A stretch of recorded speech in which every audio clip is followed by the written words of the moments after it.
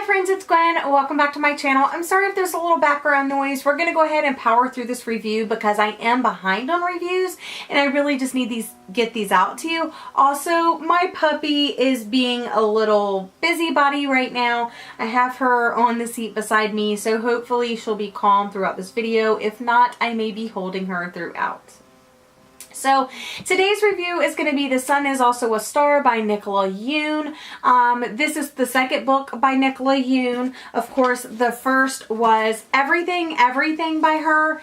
And I didn't have a physical copy of the book then, so I listened to it on audio and I rated this book 3 stars. And I thought maybe I didn't love it as much as everybody else because I did listen to it on audio, and I thought that maybe I was missing something because of the little like emails, illustrations, kind of things in here. So I do plan on rereading it to see if my rating changes for any reason. But I'm not talking about this book today. I'm talking about her other book, Sun Is Also a Star. This is a stunning cover. I was highly anticipating this book. I love contemporary romance story, and I ended up rating this 3 stars as well. I don't know if I'm just not getting what I need from contemporary lately or what's going on with me, but all of these contemporary stories are 3 stars to me lately, and this is no different. So The Sun Is Also a Star is about Natasha, who is a Jamaican immigrant. She is very smart and studious, but she's being deported within 24 hours of the start of this book. So she's working to try to find a way to stay in the country because she has big plans. And our other main character is Daniel. He is Korean American, and his family has his life all planned out for him. And their paths cross, and it's just the story over 24 hours and what happens during that time. Upon meeting Natasha, or really seeing Natasha, Daniel is completely enamored with her and completely attracted to her. He ends up betting her that he can make her fall in love with him within that 24 hours. And she says, okay, let's do it. And there's these series of questions that they start asking each other and answering based off of this like online type thing. It does alternate back and forth mainly between Natasha and Daniel, but there are other other viewpoints along the way. But I just found those to be completely useless. A lot of people said it provided more insight into the story, but I really don't think that we needed it, and I didn't enjoy those parts at all.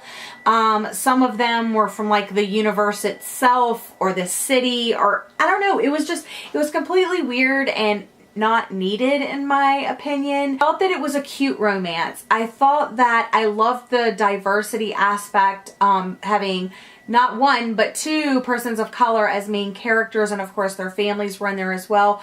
I liked that the family dynamics, both Daniel's family and Natasha's family, had a piece in the story. It built them and it created them as like 3-dimensional real characters, like real people going through these things. The main themes in this book would be there's several actually. I think there would be fate, like does fate really exist? Family and obstacles and immigration. Really did grow to love Natasha and Daniel, and I was really rooting for them to like be a couple and end up together. So you're kind of hoping that Natasha's family isn't deported and that, you know, Daniel figures things out and that he is able to get Natasha to fall in love with him. But I definitely think that their paths were meant to cross.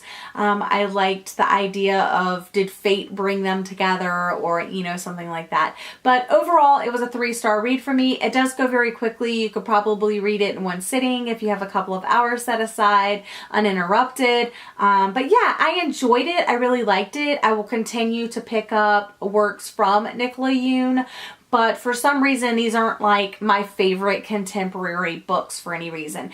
This one did lack illustrations or anything like that. I just don't think that the story lent itself to that.